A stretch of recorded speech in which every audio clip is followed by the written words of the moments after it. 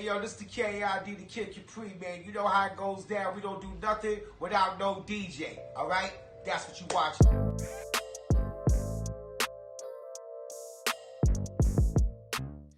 Welcome to the Without No DJ podcast. Now, a lot of people, we got a special guest today. A lot of people, when I got married in 2016, a lot of people were asking me, hey, B-Man, who are you going to get to DJ your wedding? That was a hard decision. So I had to put on my thinking cap and say, who do I admire as a DJ that's a great all-around party DJ? Some of you guys know him as the Great American DJ, the next Great American DJ. Some of y'all know him as the Mash Out King, and now he calls himself the curator of good vibes. Dope vibes. Dope vibes. Yeah. I got my man, DJ Skillz, the Mash Out King, with us here today. Yes, sir.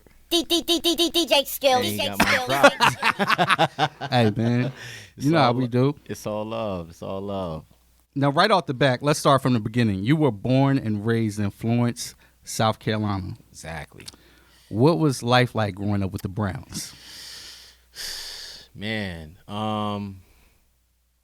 had a good balance.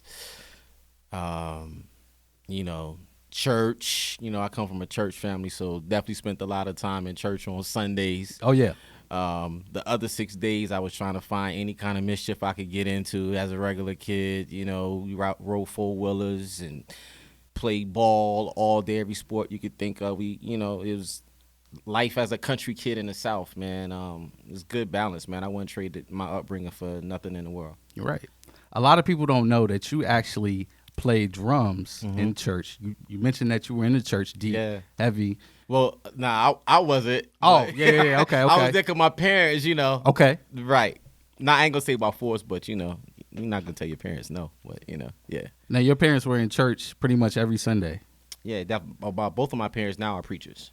Oh, wow. Yeah. Even at that time they were preachers? No, only my father was. Yeah, only my father. Wow. Yeah, so I'm the black sheep. Ooh. So how was that growing up, trying to learn new music, trying to listen to hip-hop, sitting in your room, and your parents are preachers? Like I said, then it was my father. My mom didn't really, she didn't really care too much. My mom was like the cool, laid-back mom. She ain't really tripping over nothing. My father, he was working all day, so by the time he would actually come home, I'm just finishing sports or something, and I'm pretty much winding down. But as a kid, I would sneak and, I would listen to the radio. But they weren't, they were strict on us, but not too strict to not let us have a childhood. Right. So, we would still go to school dances, go to the skating ring on Sunday nights, still do kid things. So they gave us a little bit of leniency, but they ain't let us get too far away, Okay. Right. So, just sneaking away to listen to music, it's like we had a limit. Right. And it's like, all right, this is enough. Right. So, one side would be, the church, we listen to church music a little bit, in the house. And then I sneak and go across the field to my neighbor's Tanya Billing house. And me, my homie Will, my brother and my sister, we'll all be over there on summers. Okay. Well, I don't even know what hip-hop show. I think it might have been Yo MTV Raps then. Okay. But I just remember every day they played Heavy D, Mr. Big Stuff, and Salt and Pepper Tramp. Wow. Every day. And I think it got to the point to where she started, VHSing them. So every day, that's what we did. We would go over there and we would have our hip-hop moments, and, grew up watching break-in. So me and my homie Big Will, he was, I was Turbo and he was Ozone. So, it was a good balance, man. If you was there to see it, you'll be like, wow. We had the windbreakers and the whole nine. Now, I noticed you said go across the field, man, so we really talking country right there. Yes. When I said we ride four-wheelers, you still see me now. I put on my IG story, we still get it in. Like a country living. Listen, man. Yes. So it's safe to call you on a Sunday to come play for my church. Not now. Let's not, I can still kick, I can still kick a little bit here and there. I'm more in pocket, but I let the little youngins handle that now because it's, Right. Yeah, I can play a tune though. Don't get it. Yeah, you need me to do a simple kick, cack, and simple roll, and You in the pocket. I'm in the pocket with it. Yeah, I ain't doing all the off beats and double kick. Paradiddles. Yeah. We need that. We need that, Skillz. Nah, give me a beat machine and I'll fix it up for Do a loop roll on it. Yeah, I'll loop Okay. roll it real quick. All right, cool. So your name DJ Skillz. Yes. How did that come about? My first DJ name was DJ B, just the letter B. Oh, you stole my name. That was my first DJ name. Yeah, so I didn't have the man. Yeah. Oh, no, I was the original DJ B. Oh, okay. Well, I was the original DJ B Oh, okay. before you, just All right, with the all letter. I just had the letter. All right. And this was like my 11th grade year in high school, so I'm playing sports and all of that. And I think I was in like African American Studies, and I had my name on the side of my book bag. And I think I was working on my first mixtape, and everybody was kind of getting wind, like, "Oh, you DJing now?" Like, well, what's your DJ name? And I'm like, DJ B. And as a kid, a dude named Jabri, he's Okay. like real dope rapper from my city, called himself the Mighty Mischievous. Like, he was just like, yo, your name is whack. He's like, you need a better name. And I'm just like, I can't think of a better name. Like, B is my first name. Like, so, he's like, nah, you need something that kind of signifies what it is you do and what you about and what you represent. And at that time, everybody knew me for playing sports. Right. So the fact that I played sports and they saw what I was doing on the DJing side, they was like, yo, like, you need to call yourself Skillz. Okay. And I was just like, nah, I don't want to do that because Mad Skillz was out Right. at this same time with the The Nod Nod Factor, Factor. 95, 96. Yep. So I was like, nah, that's Mad Skillz. They was like, man, you DJing though. Ain't nobody named DJ Skillz. So there we have it. Right. So if you had one record that you remember your parents playing in the household growing up, that every time you hear this record, it just takes you back to that time and it influenced you as a DJ, what record would that record be? Man, nobody probably will know this record unless they really in the church. But it was Willie Nelson and the Gospel Keynotes. Wait, Willie Nelson? Yeah, it's a record called It's Just a Rehearsal. Like the Willie Nelson with the beard? No. Okay. Yeah, it's Willie Nelson. I think that's his name. Yeah, Willie Nelson and the Gospel Keynotes. Huh? Willie Neal Johnson. Okay. Yeah, that see. Yeah, I knew somebody It's would all correct me, good. but I know it's the Gospel Keynotes is right. Right, I had that part right. That record, because I was scratched like that record until it was like worn, and my parents had to buy another one. It was tight. Nah, they wasn't. It was just No? like, yeah, I was scratching that James Cleveland record. I would just be scratching the words like, and that probably kind of like started the DJing thing because I was just imitating DJs that I saw on TV and I put them records on and. So going off that, being that you were watching TV, being influenced, who was the first DJ that you seen that actually influenced you, and why? On did they TV influence? or in person? Either way. I think on TV, it was either Scratch. It was either Scratch, Premier, or Kid Capri. And I want to probably lean more towards Scratch or Premier because a lot of Gangstar and EPMD videos was getting run a lot then. The first DJ I ever saw live was my cousin DJ Mark Ella Vincent. Okay. He was like one of the first DJs in my city that have his own to have an actual hip hop mix show. So he's a pioneer within himself in my city and in the state of South Carolina. Salute to my cousin Mark. That was the first DJ I saw ever live, and I didn't even know he was my cousin then. Right. Just a couple of years probably like after that, I started to find out he was my cousin, and that's when I started really getting more knee deep into DJing. But yeah, that was the first DJ I saw live, and on TV it definitely had to be Premier, between Premier and Scratch. Primo. It's funny how life does a 360. So the first mixtape that I remember well off the top of my head was a guy by the name of DJ B Lord, live at Sugar Hill. When I heard this mixtape, that was the blueprint. I had heard the Funk Master Flex. I think it was 60 Minutes of Funk. And then I heard this on a field trip in 7th grade. When I heard this mixtape, Change your life. changed my life. I'm like, what am I doing? At this time, I'm using like CD decks. I got some turntables, but I wasn't using them like that. I ain't have enough records. So when I heard this mixtape, it just blew my mind the way he was going through records so fast. I'm like, how is this guy doing it? Didn't know what he looked like. Didn't know who he was. I'm in Virginia. He's in South Carolina. And people thought he was from Virginia. He was in Virginia so much. Absolutely. So this guy, DJ B Lord, actually became your manager. Yeah. How did you meet B Lord? So B Lord Mark Vincent. All of these DJs are from my city in Florence. Now, Florence is like a small suburban city in South Carolina. If y'all don't know, about Florence, South Carolina, it's where I-20 and I-95 meet. And it's actually where I-20 starts and ends. Right. But Mark Vincent and B Lord are, from my city. And I want to say, I wasn't at my cousin's studio. It was I had to do a party in Atlantic Beach, South Carolina, for my cousin DJ Said, who actually sold me my first mixer, and that's why I got my first hands-on experience from DJing. He was a prominent DJ on the beach. When they started doing House of Blues, Sin Night, the only hip-hop night, he was the only DJ doing it. Right. So he had his big birthday party. He had all the top DJs from North and South Carolina there, B-Lord and, Kasheen, Prince Ice, you name them, they was there. And he had me opening that night. Right. And my opener said there wasn't nobody there. The doors, I think, opened like 8 or 9 o'clock. But all the DJs was there. And B was there early, and he heard my whole entire set. And after I finished my set, he pulled me over to the side and was like, yo, like, you dope. This, that, and the third, small talk. Then we went in the back, had a little conversation. He was just like, yo, like, I think I want to, rock with you. Like, let's talk when you get back to Florence. Because he actually did not know I was from Florence. Right. So once we, started getting through that whole conversation, he found out Mark Vincent was my cousin. He was like, yo, like, we needed to talk. So following week, but when I came back, I told my mom. And I was just like, yo, DJ B Lord, prominent DJ, thinking about managing me. And she was like, all right. And I had my license then. So this is like my 12th grade year. And went and sat at Applebee's, Irby Street in Florence, South Carolina. And he just told me, laid out some things that he wanted to do for me, some things that he saw that I could be possibly doing in my career.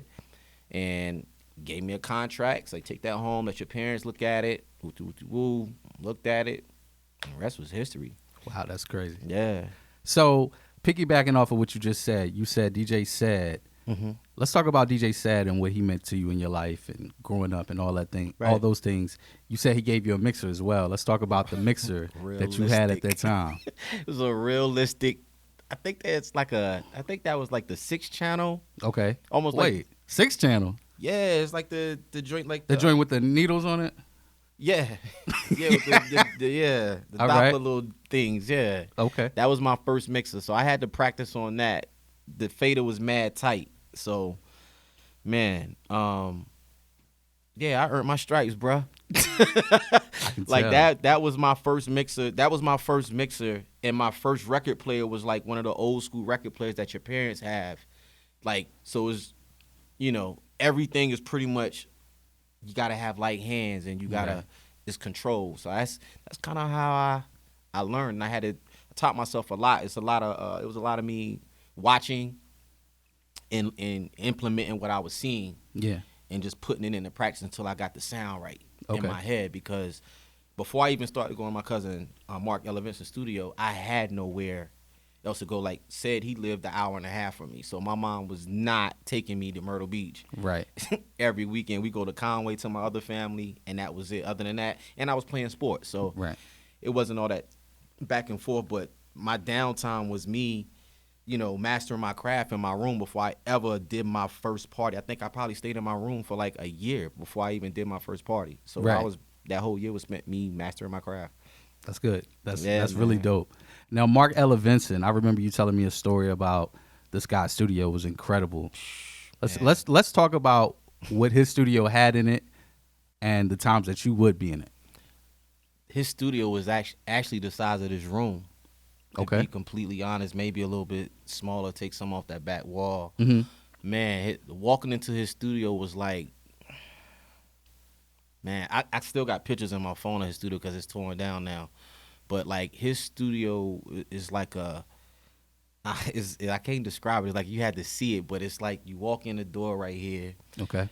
And you have a wall, and there's nothing but records from the ceiling to the floor, from the front all the way to the back. He was a music connoisseur. He studied music, and he's a producer. He was a hell of a producer. Still produces. Okay. And he still collects records. Like, I don't even know all his records are at. He has so many. He moved to Atlanta, still had records in the studio back home, and his front living room was still piled up with records. Right. It was like warm feeling, records. Then on the back end, it was the SP 1200 MP. He had all his keyboards and recording devices on this. And then on this wall, it was all his turntables and multiple tape decks to, you know. Jeez. Yeah, it was like a hip hop haven. Right. You go in there, you just soak it all in, man. That was my place to go. And that every day after high school, when I really got into it, when I found out that was my cousin, like after high school, I was there. If I wasn't driving and lying to my mom, going to Myrtle Beach to buy records, I was at Mark crib. Yeah. How far is Myrtle Beach from Florence? It's a good hour and a half dealing with school traffic. Oh man. So like, yeah, you took that risk. Oh man, listen, the craziest thing, because I take the back roads thinking that's the quickest route for me. Okay. So I would take the back roads on my senior. Well, I was a senior, so I get out early dismissal. Right. So I got a little bit of wiggle time. I'm like, all right, I can make this work, and I can be back home by like 4. My mom gonna be like, he's just hanging out at school with some friends. So one day, and my cousin said was working at this record store called Sounds Familiar, so he was looking out for me on the vinyl. So that's the only reason why I would make that trip. So I stayed up to paw on my records and all of that. One day I was coming back, and I think my mom had told me to be home by a certain time because she had to go somewhere. Uh-oh. And I'm speeding back because I stayed down there a little bit too long. Yeah. And I end up going around a car, and the car ended up like tapping me in the back when I was going around. Mm-hmm. But I didn't fishtail or nothing. Like I maintained. The only thing in my head was like, dang, I hope I ain't got no scratch or no dent on the car. Because I kept going. I didn't stop. I was like, yeah. And I kept pushing. I probably was like 20 minutes from my mom's house. I'm like, yo, I'm almost home. Now I'm not stopping. Man. Because if I'm on this side of the river, my mom going to be like, yo, like, what you doing over there? Like on the other side of Pamplico? Like, yeah. Like, where you coming from? And that's a whole nother story within itself. Yeah, the insurance company's still looking for you. Nah, they not. Nah, they still looking for you. They don't even sell them cars no more, bro. Nah, they don't even sell those cars no more. They extinct. I know that's right. Early on in the game, you were featured in a video by Mr. Cheeks. Yes, sir. Called Lights, Camera, Action. Yep. Classic record. Very classic. How did you get in that video? Rest in peace, my manager, Marty, at the time. This was post B-Lord. Okay. B-Lord managed me from 98 to the end of 2000. Marty started managing me right before the Cheeks video, and this was when I was living in Raleigh at the time. Okay. Marty grew up in Queens, so him, Akinelli, Uncle Wise from Noriega's Camp, Nori, any rapper from Queens, they was tight knit. And this was the reemergence of Cheeks, actually, around this time. Charles Suit and them had hit him up and was like, yo, Cheeks he got one, and we about to do the video real big, and we going to Miami. He's like, yo, you got your DJ, bring him down. This would be a good look. And I'll never forget it because I think this was like on a Tuesday or Wednesday night or something like this, and I was at my apartment in Raleigh, and I had called my fam up. I'm like, yo, I need a cut. My man AP. I'm like, yo, I need a cut. I'm about to go down to Miami, be a Mr. Cheeks video. We drove 13 hours, left that night, got there the next day. When we got there, they was already rolling on the set, and it was, I think they did that whole video in like 24 hours. The first scene was in the club, and then we got there too late, so we missed that. My scene I ended up being in was the nighttime scene that we was on Key West, somewhere down there on Key West, like deep. It was late at night, but yeah, that was a good look because it definitely opened a lot of doors. And I was steady getting looks in different sites of things from the industry that a lot of people weren't able to get. And you talking about me being a kid from South Carolina, right? So it was, it was just another stepping stool, So I hear you. Now a lot of people know you for doing a lot of homecomings. You actually went to college yourself. Mm-hmm. What college did you go to? St. Augustine. Okay. St. Aug. What'd you go to? What did you go for? Mass communication. Okay. Yeah. So that's radio for people that don't know. Yeah. That's broadcasting. Yep. Okay. Yeah. So at what point did you decide that, hey, school is not for me anymore? So from 99 to 2000, mm-hmm. My first year I went the full year. This is why B-Lord was managing me, and I went on my first tour then with the RZA. That was for the Bobby Digital album. Right. So after that first year, they was about to do the 2620 Black College Tour, which was headlined by the Young Bloods, Jim Crow, which had Polo the Don in the group, and One Life to Live was a group. I think Kid Capri was like producer for them, but DJ Red-Handed was in the group. Okay. It was those three groups. And the 2620, that was Kenny Burns, Right. company at the time. So I sat out semester after my first full year and toured the whole 6 months with B Lord and the whole 2620 Black College Tour. Came back spring semester, went back part-time. Okay. It was an off and on thing. And then did the Cheeks video. Then I was like, all right, I'm going back part-time. And then so when I was in school part-time, it was a thing to where I would be doing parties out of state. Right. And coming back the next morning for class. Sometimes I was missing class and I ain't even care. I was just like, yo, I'm tired. But I was starting to see the other side of DJing. You know, once you apply work, things that could happen. So I think that last spring semester going into the year 2000. No, the fall semester going into the year 2000. I was just like, I think I'm going to sit this one out. And I think I'm going to take this DJ thing seriously. And I kept going back and forth with myself because, my father and my parents, they was paying for me to go to school. You know what I'm saying? And I didn't want them to feel like they was throwing their money away or, anything like that. But like I said, my parents made sure that we had the best. Like, we weren't rich, but, I learned the valuable lesson about work ethic and, being grateful about, and things that people can provide for you. So that was probably like my biggest thing. And once I told them, the conversation actually went a little bit smoother than what I thought it was going to be. And I was just like, I think I'm gonna drop out of school and pursue my DJ career. I want to take that a little bit more seriously. And I think my mom was like, oh, okay. Then my father was like, well, what's your plan? Like, what you got coming up? And I was like, well, I said, with the parties and everything, and it's moving. And I said, I have a couple of leads with radio. Okay. I was going to school to get a degree in radio. And I said, if it doesn't work within a year, I promise y'all I'll go back. Wow. That's ideal. And you never return. A year after that, I was on tour. What tour was that? Paid in Full. Paid in Full. Roc-A-Fella tour. Wow. A year later. And I ended up getting a job at Foxy 99. All within the same time. That was like period. the biggest radio station at that time, right? That was the biggest radio station in the state of North Carolina. Yeah. Probably technically still is, but yeah. Now, you're doing all this. A lot of DJs today are actually managing themselves. They have no PR, no team, no manager. How important do you think a manager is to your brand? A manager is only good if a manager can make things happen. Okay. I always tell people, man, lose the entitlement. Like, that don't mean nothing. Absolutely. Like, I think nowadays everybody gets so caught up into entitlement and, entitlement. Yeah. Like, it's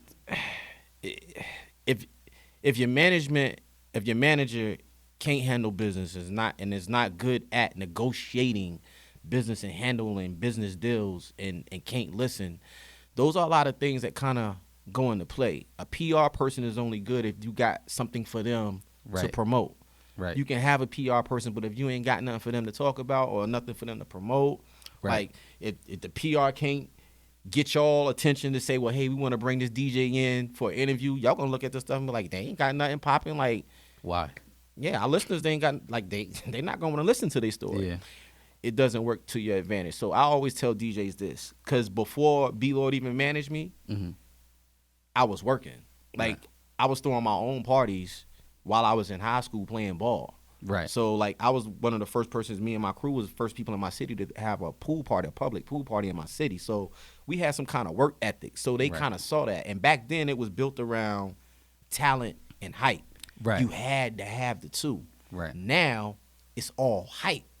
But it's slowly getting back. The tables is turning back around. Right. Where you got to have some kind of talent. You know what I'm saying? Because you can market hype all day. But it's like, where's the substance at? Right. So after that hype dies, what are you gonna do? Yeah. So I always tell DJs and just artists in general now, I'm like, man, do the work. Do the work, and the right people gonna come to you. They're gonna find you because you're not gonna be hard to find. Right. They'll find you. So at what point for today's DJ do you think it's acceptable to actually get a manager or somebody behind you when somebody approaches you. Okay. Like it's So you don't approach the manager. The manager approaches I mean, you. and I'm on. I can talk on from my experience. Mm-hmm. I never approached anybody and said, "Hey, can you manage me?" Right. You know, if somebody sees something in you, trust me, they're gonna gravitate to you because they feel like I see something in this kid, or they see something that can benefit them. It's a Right. business at the end of the day. Oh, yeah. Something that can benefit them. They can make money or whatever the case may be. But it's two working parts that gotta join. Oh, yeah. And that's the only way you can make the magic happen. So I would say don't approach, somebody and say, hey, because you're gonna get raped. Oh, yeah. Like, and I'm not saying that physically, but like monetarily, they're gonna take you for everything you got. And if you don't know your business, you're gonna be owing money and you ain't making nothing. Oh, yeah. Like that's real talk. Truth. Yeah, that's real talk. Absolutely. Now, we were talking about mixtapes. I told you about the live in Sugar Hill mixtape that I remember. What are some notable mixtapes that a Skillz listened to? Now or then? Then Ron G13.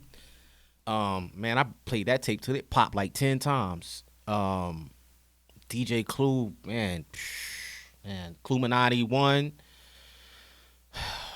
Oh man, SNS had a joint back in the day. I can't even think of the name. Shoot. What else? Definitely B-Lord mixtapes. He had the Bike Week. The Bike Week. Nah, I didn't. No, I was already off. Okay. I was already because I was around them then, so it was like All right, all we right. we would be riding around listening to like New York DJs when we'd be on the road. Then Okay. Man, like the B-Lord 96, the B-Lord Barbershop, the Sugar Hill, man, the B-Lord Best Kept Secret. I played like a lot of those mixtapes like religiously, and my cousin Mark Ella Vincent had a hip-hop joint out around the same time. Like I was listening to the stuff that I could gravitate to and kind of relate to at that time. And then when I got to college and start venturing out, that's when I really started getting the clue. But like a Ron G13, the B-Lords, Mark Ella Vincent tapes, like those was like really instrumental early on for me. Right.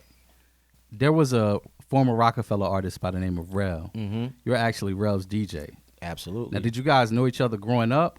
I didn't even know he was from South Carolina until I think they was playing his record on the radio one night, and they was like, "Yo, he's from South Carolina," and I was like, "Oh, he's from South Carolina," but it was like one ear out the other. Yes, definitely. Like Rel got me by a few years. Okay. Yeah, he's definitely older than me, but yeah, we didn't know each other. I would frequently, visit Orangeburg to go to South Carolina State football games. That's when South Carolina State was like really popping, like back in the day. Shaquem was there then. Yep. But we didn't know each other at all because when I was a kid when he was out doing his thing. So Okay. yeah. So, at a certain point in time, you were actually based out of Atlanta. Mm-hmm. You were actually working with a guy from Roc-A-Fella Records by the name of Kenny Burns. Is that Correct. correct? How did you and Kenny meet? I know you say you don't approach people. Right. People approach you. How did Right. you and Kenny meet? I met Kenny doing the 2620 Black College tour. Okay. When I was opening for B-Lord on that tour. Okay. That's where the first initial meeting happened. So that was 99. The second time we came back across each other was when I was actually started DJing for Rel. Mm-hmm. And this was 03 because they was about to start gearing up. And Kenny came in. He was a VP at Roc-A-Fella at the time for rock music, which was the whole R&B division with Alan Anthony, Nicole Ray, Yeah. Demi, Denim. and Rel. Yep. So Rel, they was about to do a promo run for what was the Armadale? Okay. The vodka. Right. All right. And they was about to do a promo run, and we was already in talks because when it came down to Roc-A-Fella and music in the Carolinas, they was coming to me, and I was on the radio station already. Right. So like I had a good rapport with a lot of people in the office. So when it came time to do the Armadale mixtape, they was like, "Yo, we gonna get Skillz to do it." So I actually curated the mixtape in North Carolina and had to drive it up to New York. So me, Eric Terry, my homie Jason Saunders, I think that was it. I think Lou might have been with us, but it was like a summer, and this was when New York was on fire, like the Rucker, like man, there's so many memories during that time. But Yep. drove the mixtape up there to the office, which is in the World Plaza building at that time. Drove the mixtape up there. We got out there probably like 6 in the afternoon. Right. And we met with Dame Gels, who was doing the marketing, and he was co-managing Rel at the same time.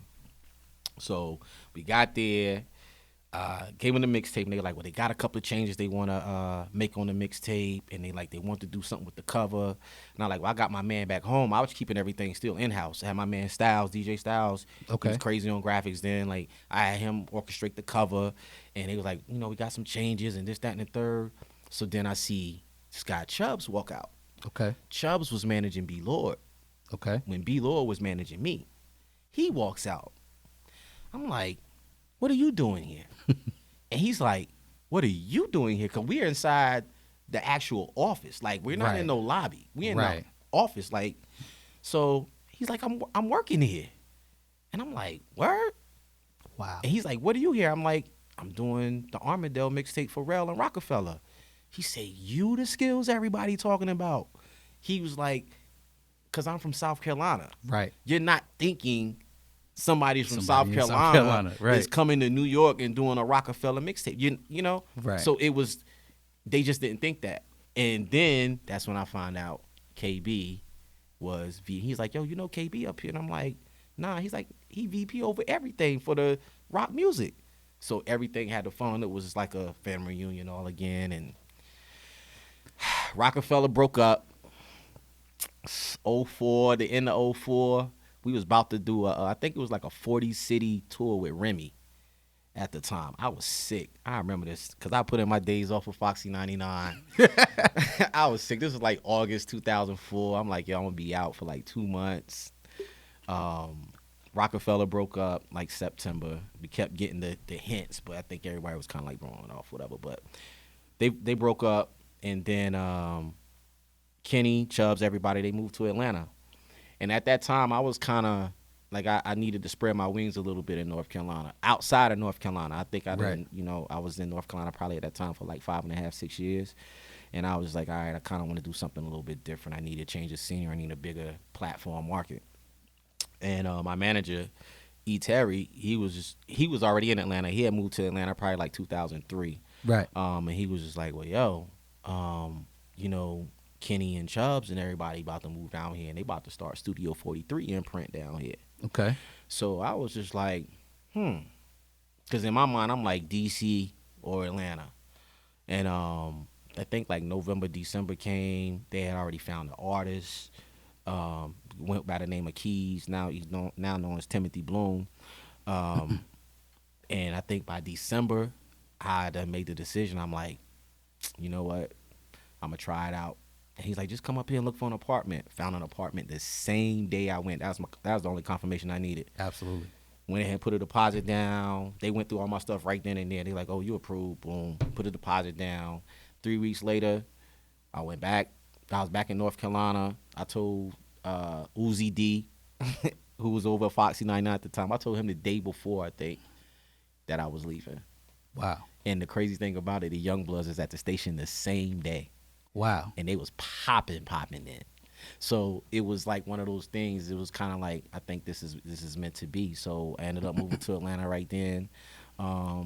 Started working with Keys immediately as soon as I got down to Atlanta. And that's where that relationship it grew to that. Okay. So when I think of early 2000s hip hop rap, the South was on the rise. You had Youngbloods, you had Little John, Bone Crusher. And at that time, the BMF was heavy. I remember you telling me a story about witnessing the BMF. Let's talk about that. This was as soon as so we talking like 2005. Right. Early 6. So I think it was Jeezy's birthday. Okay. This is when TM 101 just came out. So Atlanta was on fire. Yeah, on a whole nother level of fire. Yeah. And I had just got in town from somewhere. And me and E, we went down to the Visions. Right. And it was a crazy night. Like, just witnessing that whole movement and like how they moved and like everything, it was just like, wow. Like you see Meech, like Blue, like everybody, when they walked down the street, everybody partied like the Red Sea. And I remember I seeing a little kid that was probably no more than like 11, 12 years old, iced out. I'm talking about the ice looked blue. Like it was, the clarity of the diamonds was real. Like, wow. You know what I'm saying? And I think that was Jeezy's birthday night. It was like the release of TM101. It was one, but it was a big night, whatever it was. And that was my first time seeing the whole BMF movement and just seeing all of that. And it's the same night my truck got broken into. So I really got welcome to Atlanta on both sides. Like, is that the first or the second time? Because I remember you telling me about that was cameras. that was the first. Okay, no. Yeah, that was the first time my truck got broken into. Then it's the second time in Greensboro. Yeah, the second time was real. We're gonna get into that too. Yeah, the second time was real. But this time was like almost like a wake up, because I had like a couple of $1,000s of cash in a bag in my jewelry in my back seat. But they didn't touch it. They only took my radio. I knew it was a crackhead. I was hot, but I was hot. Somebody was jamming. Yeah, I was hot. Because they jammed my door. I had a Tahoe at the time, so they jammed my door. But I was more hot that I'm like, these motherfuckers took my radio? Right. Then it clicked, and it was like, I had my bag in the back seat, and I went on my floor, and it was still there. And I found out everything was, I was like, man, they took my radio? Like, I went to Circuit City the next day and got a new faceplate. What kind of radio was that? You know, little joints they sell at Circuit City. You can take the faceplate off. Come on now. Yeah, they took the whole joint out. The joints that you had to pop out when you leave the car? Yeah, they took the whole joint out. So I had to put my factory back in for like a day. Yeah, you know, so. That's pretty nuts. Yeah, that was my welcome to Atlanta. Yeah. Like literally. Yeah, man. At what point did you decide to leave Atlanta, and why? This was like 2009, 2010. So probably like 2007, my mom's close friend had breast cancer and she died. Cool. A year later, my godmother died. Probably not even a year later, my godmother died from the same thing. So these are all people that are like, this is like my mom left and right. Right.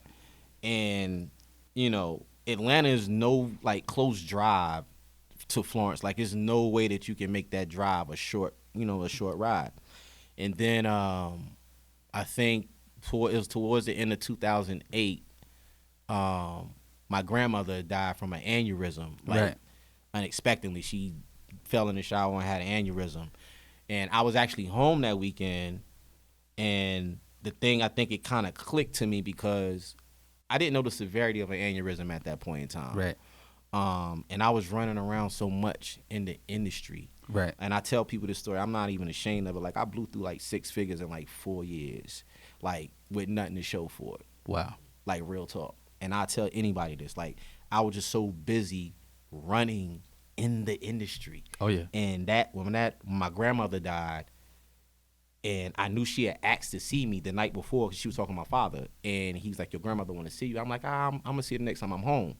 My mind is, I need to get back to Atlanta because I feel like I might be missing something. She died the next morning. Wow.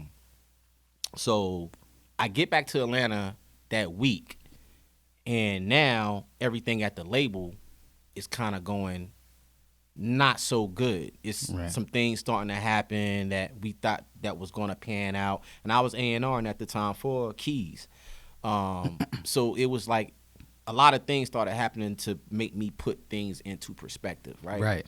And once Keys had a deal and it fell completely through, for me, it was just like a wake-up call. It was like, bruh, get your priorities right. Right. And at that point in time, I'm just like, all right, first priority, I need to be back closer to my parents and somewhere where I can kind of maneuver and be back closer. At that time, I had a radio show that was running full throttle in Florence. So I'm just like, okay, a lot of my parties are still in North Carolina. I'm still doing parties in Atlanta. I'm just like, what else do I need to, why do I need to be here in Atlanta? Right. The same promoters that I deal with all the time, I could still deal with them. Right. So I never visited Charlotte outside of CIAA prior to then. And it was just like, Charlotte might be a dope city. And I came here one day, house shopping, and saw a house that I liked. And I was like, yo, we gonna make this move. And I hopped up and I bounced. Wow. Now, was this before? There was a club called the Greensboro Ballroom, I believe. Ah, man, you went back to '99. All right, so we went back. Yeah, All right, let's jump into that real quick, and then we're gonna jump back forward. All right. So Greensboro Ballroom. Yes, There was a club that you did on, was it Wednesdays or Thursdays? that was Thursdays. Thumping Thursdays. Larry King. Yeah. So Yeah. at that time, you weren't a headliner. You were I was an basically. I Yeah. was driving from Raleigh every Thursday. This is why I was in college. Right. Darrell, he was making some of those rides with me. Every Thursday just to open. Not even a headliner. Nobody from Raleigh was checking for me at that Right. time. I tell people this all the time. People like, oh, I hear the story where people are like, yo, they be hating on certain DJs, this, that, and the third. I'm like, yeah. man, listen, I was an out-of-town cat living in Raleigh. Ain't nobody gave me a shot until I proved myself. But I ain't going asking for handouts. Everything was earned, not given. And that's what it was with, Greensboro. It just so happened that I think LK had pledged my cousin. Right. So, they Omega line is real tight. And my cousin was like, yo, you need a book. My cousin, like, put him on your bill like he dope. Right. And I was a young cat at the time. So Right. then I think DJ Storm was DJing Thumping Thursdays every Thursday, and I was opening for him. And they was like, that's a tough act to kind of, but I held my own for probably like a year. Okay. If that, and I think one night he couldn't make it. He ended up coming late, or he couldn't make it. And I started off the night, and then I had to carry the night. Right. So they saw that I started the night and finished off the night, and it was like okay, this might be something. And then Right. I think the next time he ended up coming late, All right. but that same night we had like a semi battle. Right. And I'm the young guy, so nobody's not expecting me to be doing no scratching or Right. any of that. So he did a jigga jigga, and I did a jigga jigga jigga jigga jigga. Right. And it was like, like the crowd, I hear the crowd response, so I'm feeding off of that, and I'm just going in. And I seen what he's doing over there, but he was more like it was like he was dancing and entertaining, and I'm like, nah, I'm about to bust your ass, like, because it's like we on the court playing Yeah. basketball, two people can't win. We can That's dap right. up afterwards, but right here, I'm gonna bust your ass, like we gonna get it on. And from then, I think that was that was my night. After that, Every Thursday. every Thursday for like 2 to 3 years after that. That's when me and Terrence J linked up. Like, that's why our relationship started. Like, it was so many memories in that ballroom, man. Like, yeah, that's what that from there, we was out of here. Now let's rewind a little bit. 2003. Mm-hmm. You actually came to a restaurant in Raleigh, I believe, Mm-hmm. and met this particular artist yeah. who's huge at this point. In so many ways. Tell us that story. What happened there? So, this was a year after I dropped out of college. Mm-hmm. And, we was, me and my team, we was planning on what was going to be my next move. Right. We was already dominating the college club scene, across the state of North and South Carolina. And I was doing mixtapes and things at that point, but I'm like, yo, I got to do something different. And I'm like, I got all this access to all these artists at Roc-A-Fella. Like, I got to, make good on this. Right. So, there's an artist that was coming out at that particular time, and he had just released a mixtape.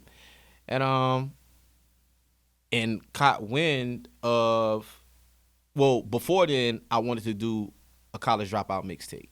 When Right. I first dropped out of college, Okay. I'm like, I want to do something to kind of, signify my growth and my next level and my next phase of what I'm about to step into. Right. So when Kanye did the Get Well Soon joint, and they was like, well, yo, we think he's about to come out with another project or whatever the case may be. Yeah. In my mind, I'm doing the college dropout mixtape for myself. Right. Kanye's dropping an album called College Dropout. Okay. So I'm like, here we go. Titles. I'm like, nah, we got to get him to host this. This is the perfect opportunity. And it so happens that Chubbs and Mad, TJ, they was doing a conference called the SMES Music Summit at the time that was real big in the state of North Carolina. Right. And each year, being that they had access to all the Roc-A-Fella artists, somebody would always be there.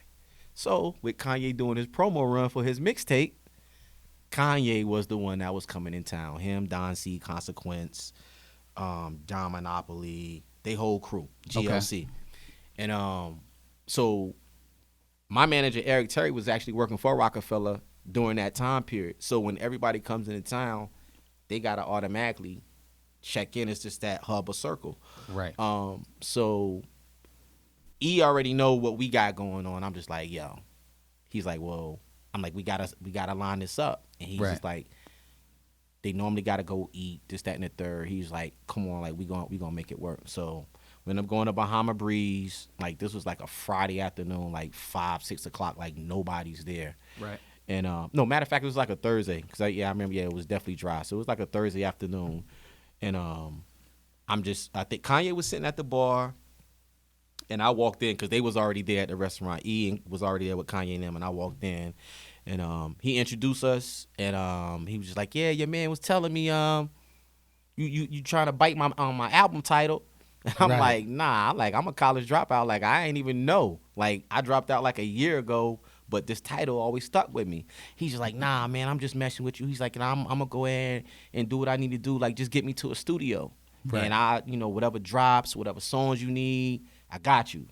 And from there, it was a wrap. And the studio that we ended up sending them to was a studio where Knife Wonder and the whole Justice League was recorded at that time. And that's when him and Little Brother ended up making the record C now. That's crazy. Yeah. That's crazy.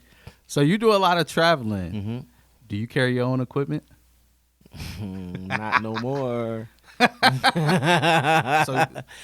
So you hire people to carry your equipment? Nah, not even that. Like technical rider. Okay. I mean, this is what forced me to go to Serato. Okay. When I was living in Atlanta, but I came back to Greensboro doing a college night, and I was booked 2 nights back to back, Thursday and Friday night. So I actually stayed in town. And at this point, this is when I was living in Atlanta, and my cousin Mark had moved to Atlanta, so he had me collecting vinyl. So he had me in all the flea markets, thrift shops. So I was getting a mean collection. Yeah. My crazy self was like, yo, I'm gonna be taking these records on the road, and I'm gonna spike them during the parties, play a little originals, and where the sample came from, before Serato. Right. In Greensboro, did a party that Thursday night. Right. Chilling in the hotel all day Friday. Didn't leave out until it was time for me to get something to eat right before the party. Might have been like 9 o'clock. Mm-hmm. Me and E go to Bojangles, get something to eat, come back. Upstairs, no more than like 30 minutes. I come back down, my back window busted out. I'm like, this don't look right. I look in the back. All I see is carpet. Man. Every crate that I owned was gone. I mean, every single last one of them. Right. The only thing that they didn't touch, I don't know, it might have been like something sacred about being on the floor in the back seat behind it, because they didn't touch the record bag. And that's the same place I had the bag that when my truck got broken into in Atlanta. It didn't get touched. Yeah, the same bag. Like, nobody touched it. So my record bag was in the same spot. Same spot. Nobody touched it, but they took everything else. Turntables, mixer, all my vinyl, like everything. And I was so hot. I remember I just had, I think I had just got like 4 or 5 bottles. Scissor. Yep. Cam them, like they used to take care of me with the scissor at the time. And like we was about to dish that out. Like we was going to have a ball that night. Tell people what scissor is for it, not the legal scissor. Yeah, it's a liquor that Cam and the whole Dipset had back in the day. It's almost like almost like Hypnotic, almost, but it was like purple, like, but it was a trendy thing, at the time. I was drinking Hypnotic. Yeah, you had Hypnotic, scissor.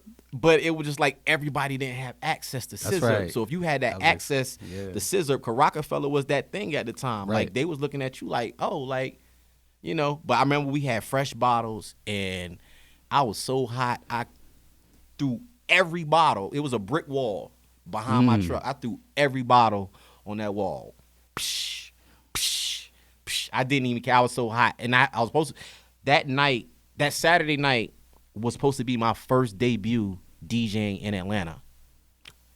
Wow. And I had no record, so I had to cancel. And that happened on what day? That was a Friday night. And you had to DJ. I couldn't even DJ that Friday night. I sat in the hotel room. So who covered you? I think Papers. Okay. I think my man DJ Papers. Yeah, he's from Philly, right? Yeah. He was Okay. at A&T at the time. He started opening up for me on my Thursdays, but he had proved himself enough. I think because I think he was actually opening for me that night. Okay. And that kind of helped him. But he carried. And I like, man. They like, yo, come out. And I'm like, man, I ain't going nowhere. Like I'm sitting in a hotel room, put a plastic trash bag over my joint, and I'm out on the road first thing in the morning. I left like that morning. Went back to Atlanta. Like the first thing I did was went into my music room and start pulling out records out the crates because I was like, all right, I got to get back to it. Like Right. I think I gave myself 2 weeks. Right. And within that next 2 weeks, I had a gig in Raleigh, and Jay Carter actually rebooked my date to spin at Django's because he's like, yo, like, you sure you ready? And I'm just like, yo, like, yeah. And I mean, even though the records weren't marked, but I went through and I killed that night because at that point, it was all just built up like steam. It was just like, yo, I felt like somebody just like beat me at something. I don't take that too well, and then I took that personal. So when I got in the club, I took it out on them, and I wore them out. This was on Serato. No, I had before vinyl, Serato. but I couldn't recoup everything that I lost. Mm-hmm. And like the thing that hurt me the most is that I had like white labels and test presses of like Roc-A-Fella records. Yeah. That I'm not like Ever get. now, like you know, like the Yeah. vinyl showcases and things. This is where these are instrumental now. You know, but you know, at that time it was just like Styles. He was, you know, he an IT guy, so he was like, man, you might as well go ahead and switch to Serato.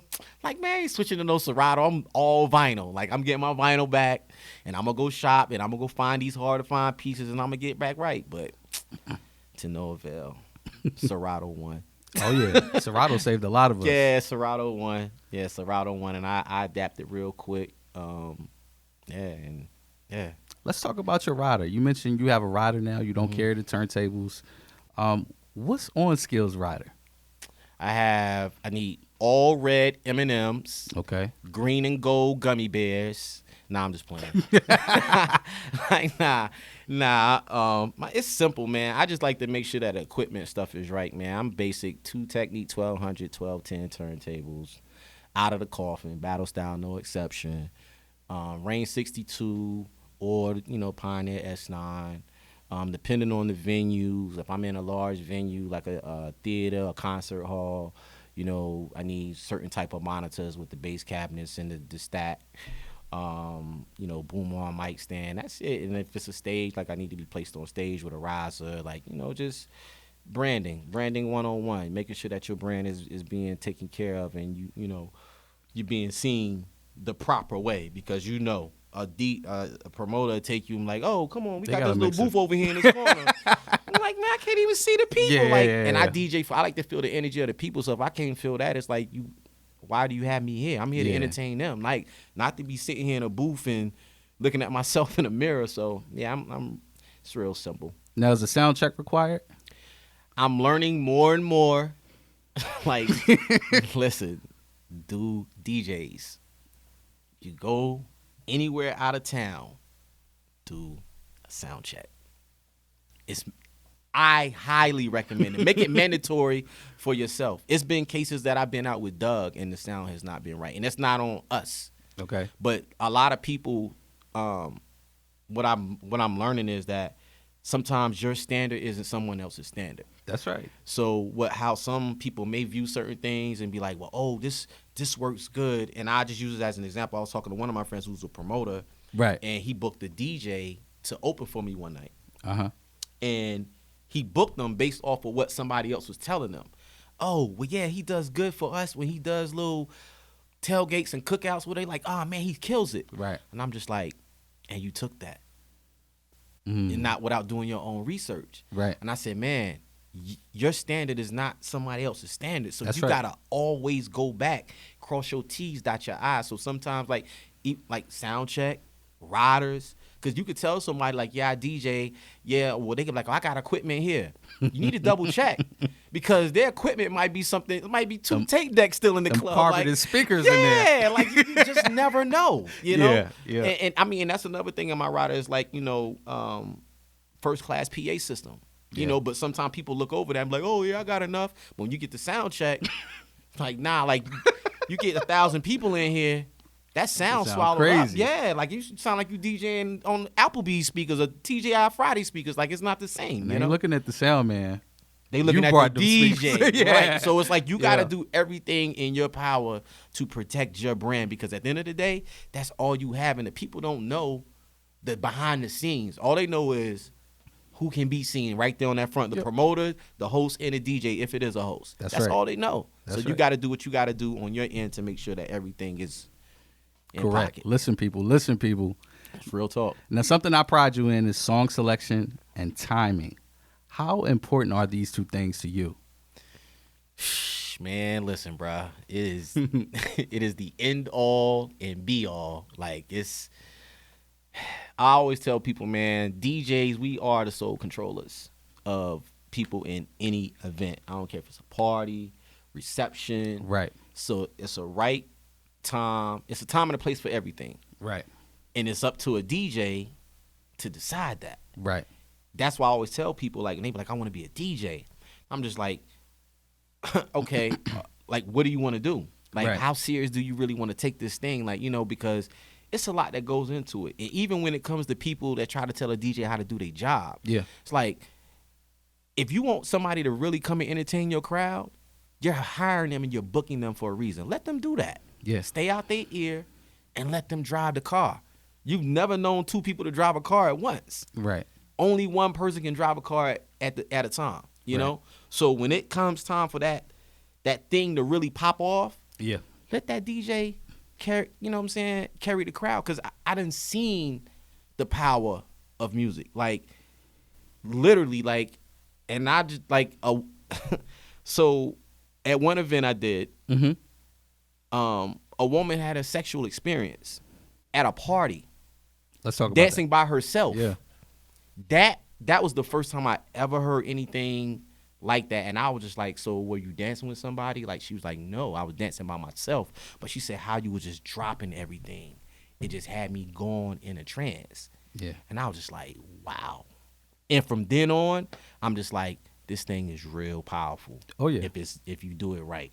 So with music selection and timing, and it's all about a setup. Yep. It's all about a setup. You set them up right. Like, some people don't understand why we play certain songs. They be like, oh, why they playing that? Yeah. But then by the time we get to the fifth or sixth song, They love you. chicks throwing their wigs off.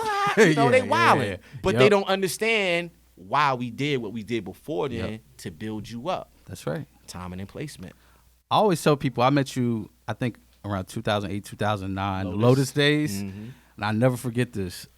I used to come every Saturday because MC, who ran the club, I think I was like 19, 18 at the time. But he was letting me DJ on college nights. Right. So I'm in there. He's sneaking me in. Come on in, man. He's like, we got this guy Skillz here tonight. Never heard of you, never Right. seen you. And I remember it was I was two still lamps. fresh in Atlanta then. Okay, Yeah, I you was still in Yeah, Atlanta. I was still in Atlanta.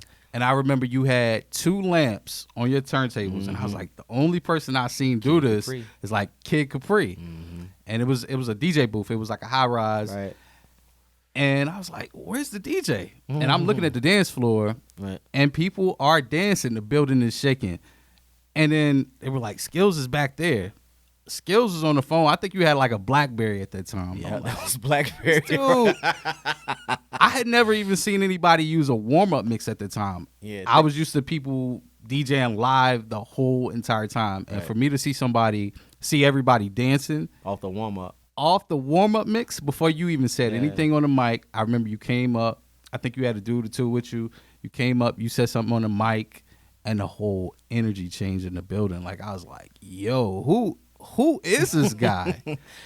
And everything that you were playing, it was about impact. And I'm like, yo, it's 11:30. It's 12 o'clock. You playing this at 12 Yeah, you was o'clock? like, And you was yo, just what is like, he gonna have later? whatever. Right. So that was one of those life-changing moments for me as well. Like, when I heard you play, I was like, yo, this dude knows what he's doing. I've heard I a lot of appreciate that, man. DJs, but the impact, man, I think got that's your that biggest thing. concept from, so when I was traveling with B, Mhm. well, no, after B Lord, after me and him part ways from a business standpoint, B Lord would have his music playing on a DAT, Mhm. and he would have his own opening music on a DAT, and that's where I actually got that concept from.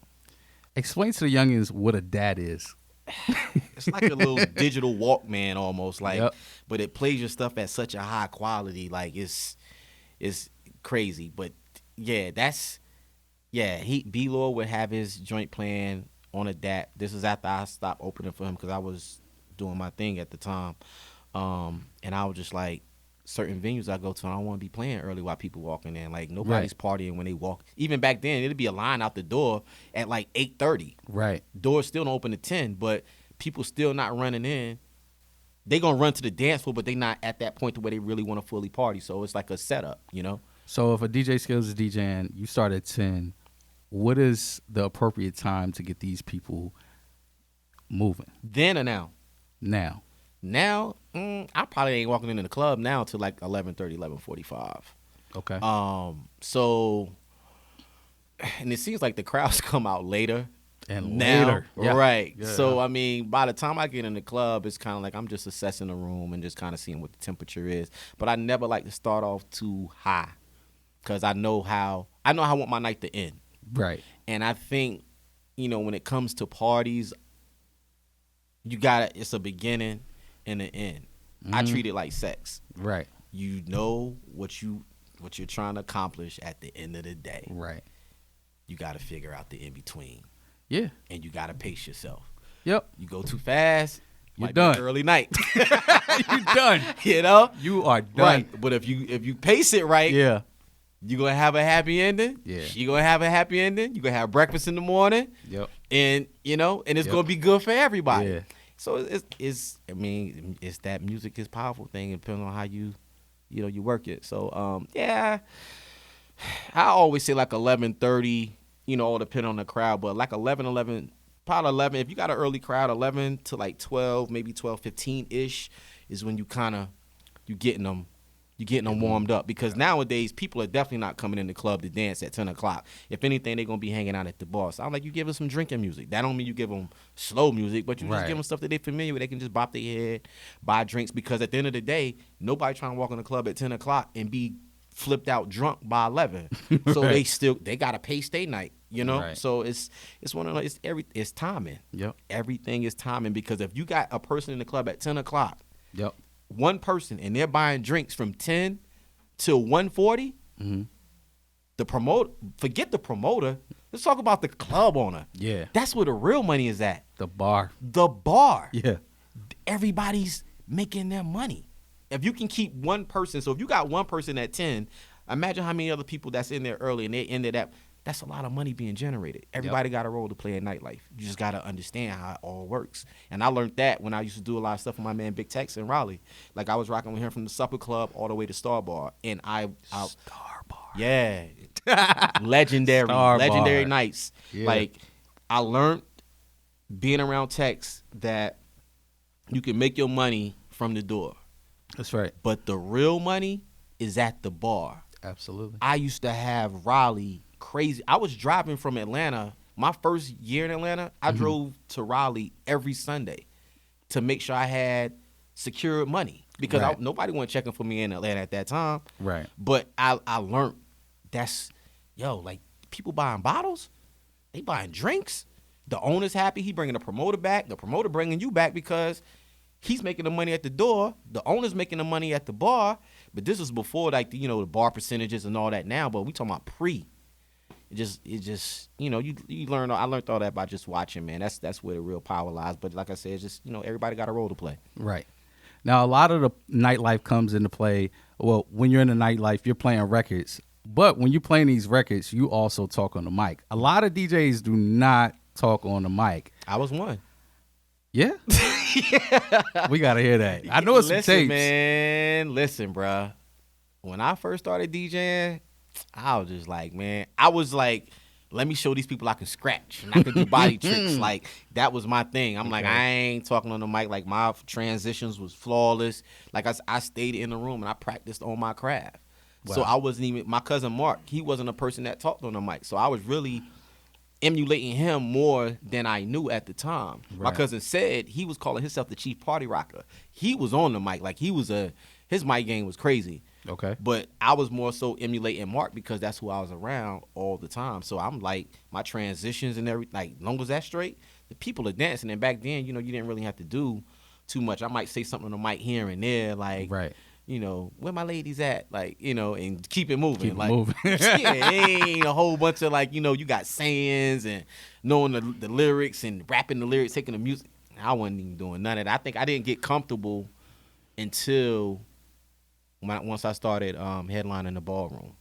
We have any epic fails when you're DJing, like, that you remember? You're like, oh, man. Oh, man.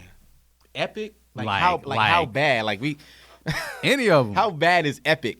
You got the music cut off for a bit.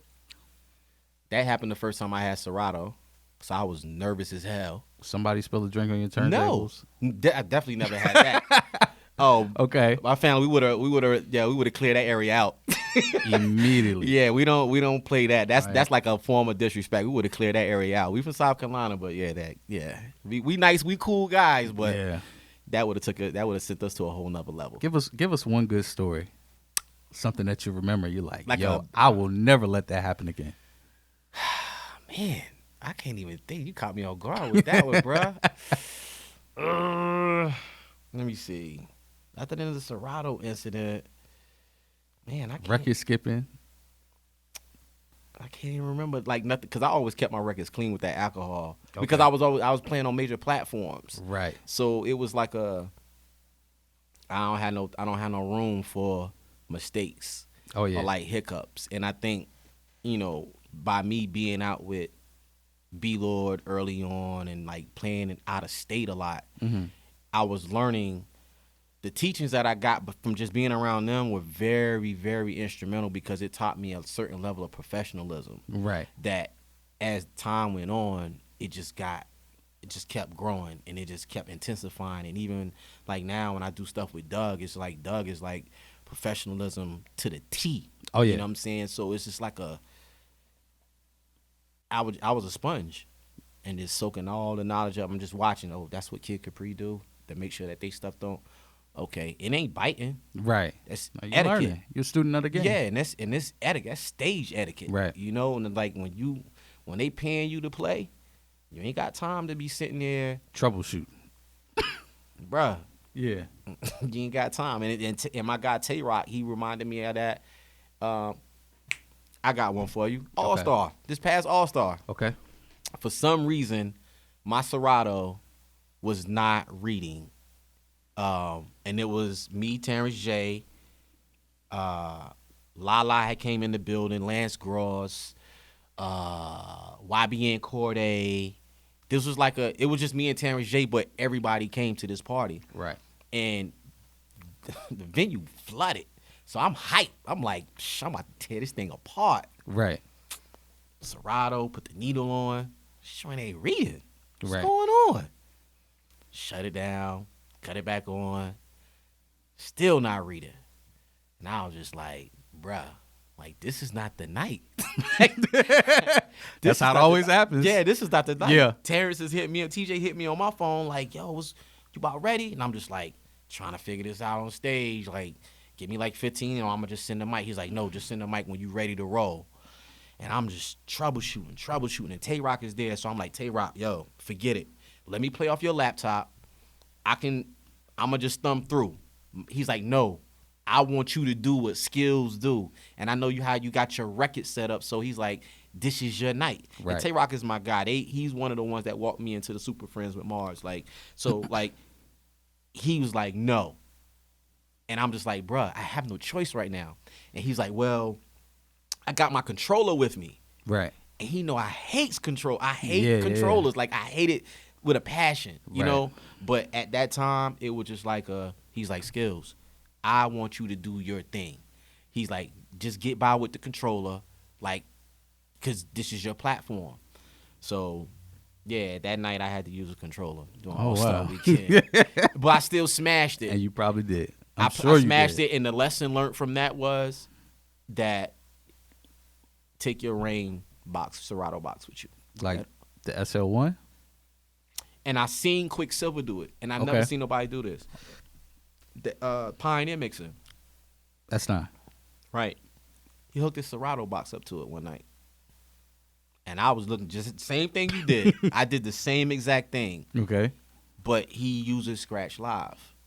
And he couldn't use the pads, but the functionality of what he was using it for, it worked for him. Right.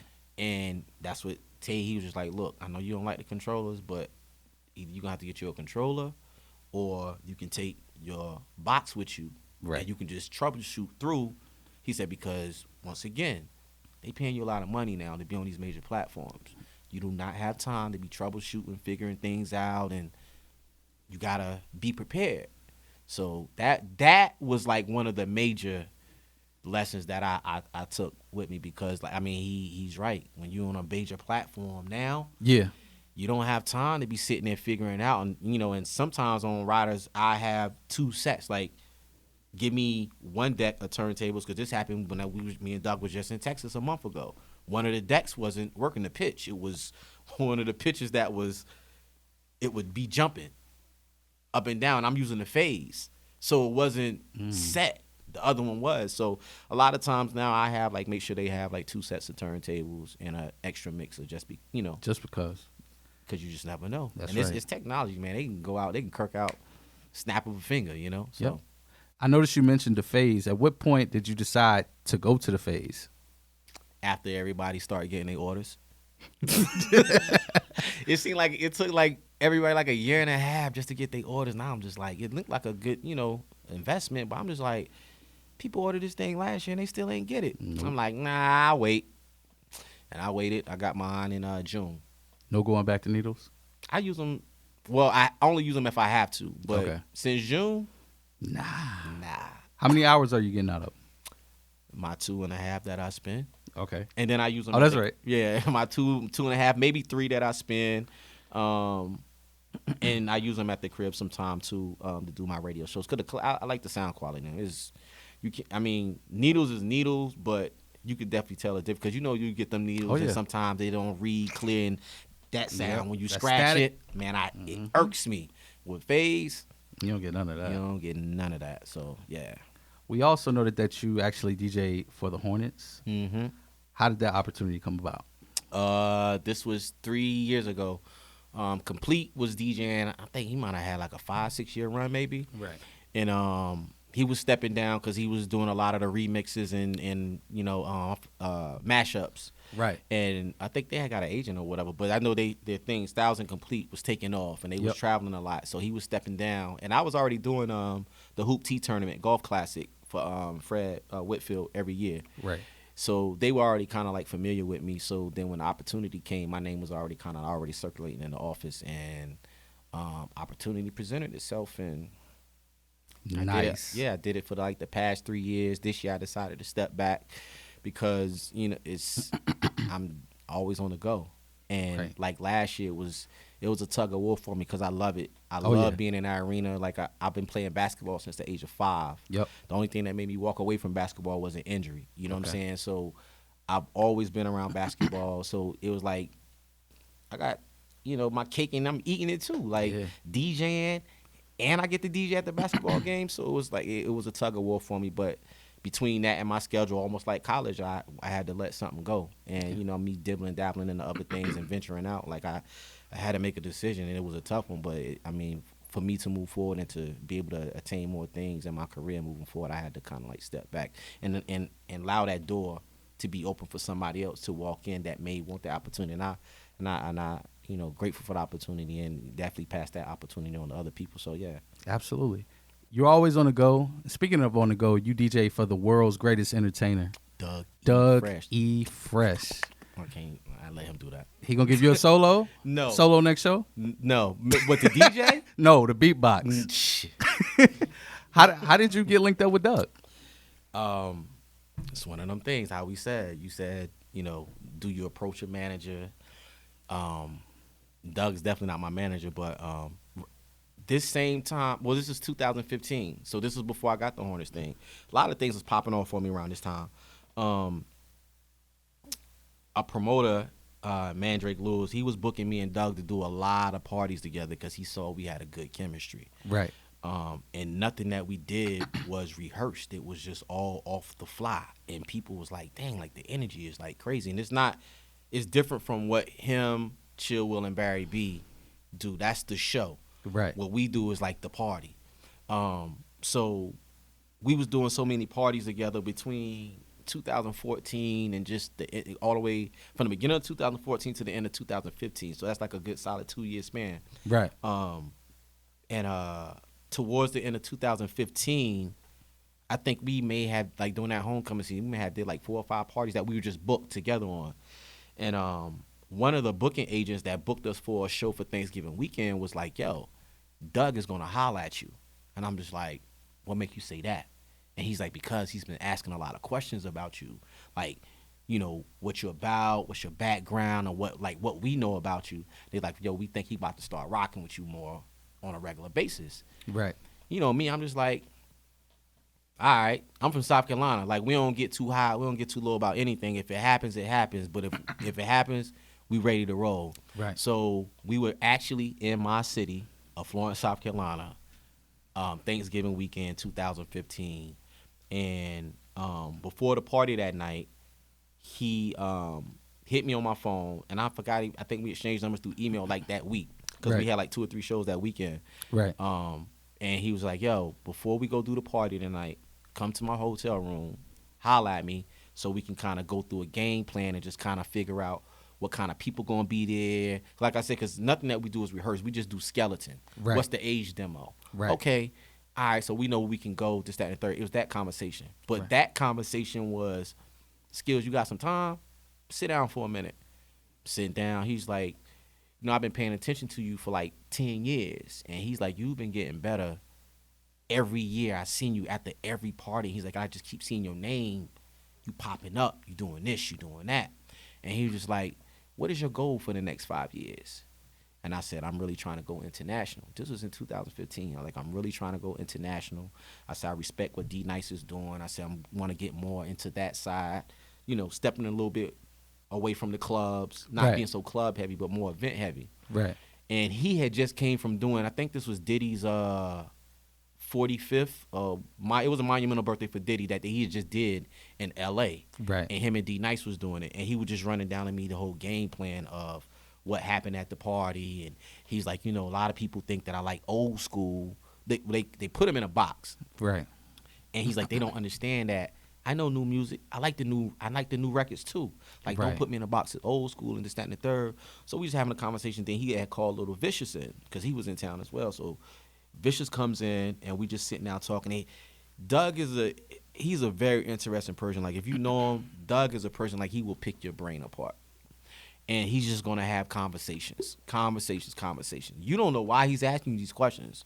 Right. But at the end of the day, he's listening to see if you're going to say the right thing that's going to trigger him to be Right. like, okay, yeah, this is my kind of person. And I'm genuine. I don't do funny style and none of that. So everything I'm saying is straight from the heart. And I'm pure. And I'm just like, yeah, like, you know, but I'm talking like I'm in go mode. So if you want to go, let's go. Right. And he had asked me something about a record. And I had actually planned on doing a mashup record with him, which I actually ended up doing. I still just haven't released it yet. I'm holding on to it. Right. And when Vicious was there, he was just like, he looked at Vicious and he gave Vicious a look, and he winked his eye and was just like, see what I'm saying, Vicious? So I'm like clueless, like, what's going on? Yeah, and he was just like, well, Skillz, I know you got to get ready for the night. You know, he said, we'll be at the venue like 12:15. He said, but I think we got a lot of work to do. And that was it. And it was crazy for me because that same night, Vicious was the first record that I brought in 96. Nika. Classic. And this all happened in my city.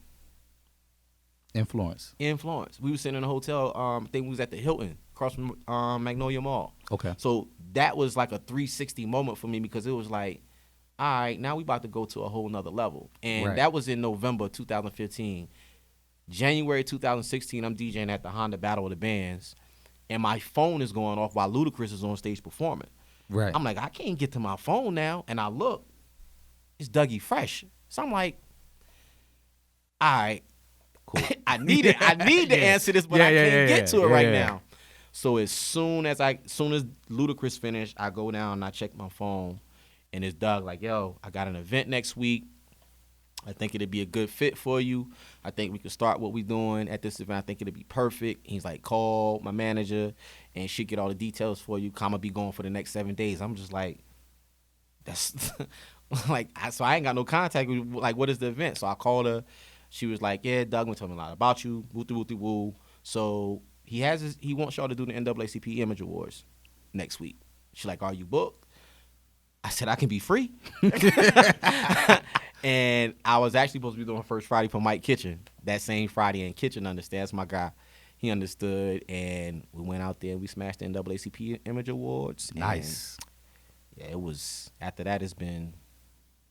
So with DJing for all these celebrities, Mm-hmm. who's your ideal celebrity that you want to play for? Stevie Wonder. That is the only person. Stevie Wonder Is the only person I have not played for. I played for Diddy, Jay-Z, Nelly, Erykah Badu, Kevin Hart. Man, I got video with Kevin Hart when he first came out. We did a comedy skit doing a party. Like, it was like I was playing 90s R&B music. And he was reenacting like a H-Town Jodeci video. So it's real crazy. I still got it on VHS. So it was funny. But yeah, man, Shaka Khan. Man, I played for a lot of artists. But Stevie Wonder, like even Run DMC, like that was, man, Run DMC wasn't even on my bucket list. But to share stage with Run DMC, bro. that's huge. Man, like it's almost like Jam Master Jay is not here. You know what I'm saying? But it's like you felt the energy. Like, right. It's like, this is Run DMC. Yep. Man, but yeah, Stevie Wonder. I play an event with Stevie Wonder, man. I might give you my laptop, bro. And be like, yo, B-Man here, yo. I'm good. Like, Oh man. I'm good. I'm done. Like, Right. Stevie Wonder, Stevie Wonder. Stevie Wonder. Stevie. So once you do the Stevie, your head gonna be like this. Nah, I'm gonna be so content, like, cause All I right. don't get too high and too low off anything. Like, Right. it's crazy. People be like, "Yo, man, so how was this part?" I'm like, "It was cool." Right. They be like, "It was just cool." I'm like, Yeah. "This is what I worked for. This is what I dropped out of college for. That's this is right. what I quit playing basketball for." Yeah. So ever since a teen, like, Yeah. I saw the bigger picture. Yeah. I'm not surprised what hard work can get you. Absolutely. So when they asked, I'm like, "It was cool." yeah.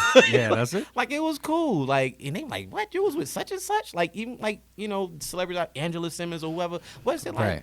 I'm like, Let's hey, let's talk about that. You just did her manager's private birthday dinner. That was last week. Thursday. Last this week. is why I'm looking so crazy now. Like, not Tired. matching. Yeah, it's the past couple of days. I've just been going. New York Thursday, South Carolina Friday and Saturday, going off for like 5 hours of sleep each night. So now I'm here for like 2 days, and then got Jiho, Jiho and JCSU. Absolutely. But yeah, man, I was preparing myself for everything Right. that anything that I see, it's a vision.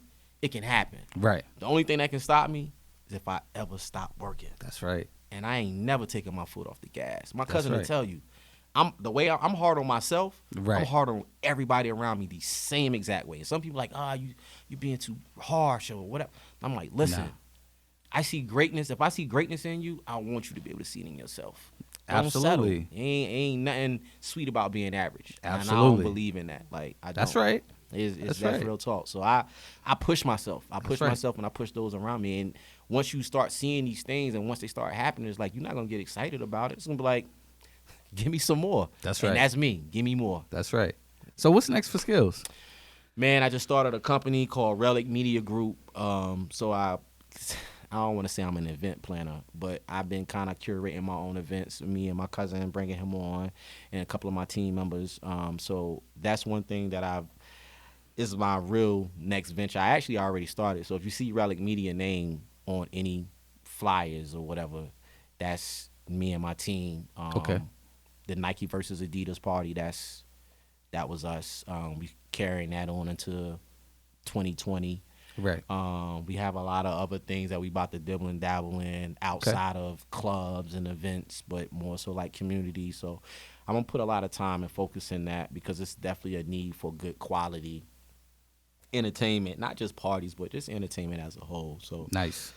that's one of the main things that I'm about to put a lot of time and energy in. I still got my radio show Live in the Basement that runs every weekend, every Saturday, in Wilmington, North Carolina, and in Florence, South Carolina. Outside of that, just a couple of investments for like business, securing money, and living a happy, healthy, and wealthy life. Any new mixtapes we should look out for? Man, listen, bro. I keep thinking and contemplating.